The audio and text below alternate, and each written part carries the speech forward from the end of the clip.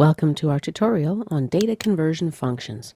In this tutorial, we'll see examples of how to convert values stored in variables from one data type to another associated data type. In this example, we've got two variables.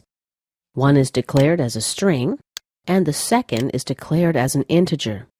In this example, the string type of data passes from the text box control to the string in variable. Next, the data passes through an ACS function. The ACS function converts a string argument to an ASCII number. Here's a table of ASCII printable characters. The letters are represented by the decimal numbers.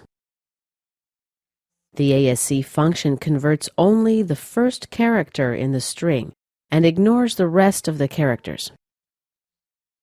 The return value is stored in the int_in variable, which is declared as an integer.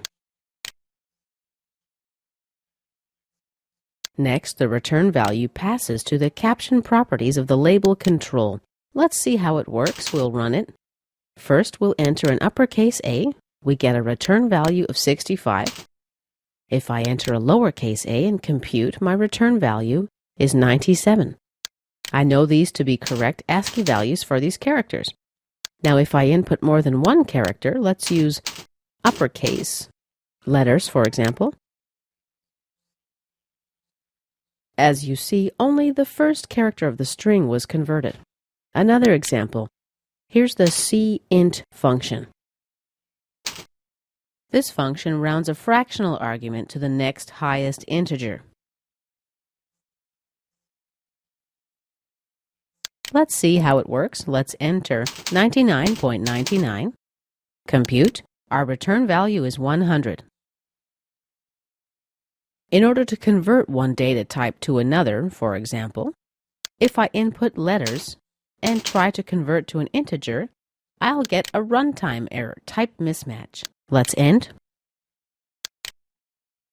Let's say, as we know, integers can store values from minus 32,768, positive 32,767. Now let's say I enter a value of 40,000. Let's compute. We get another runtime error.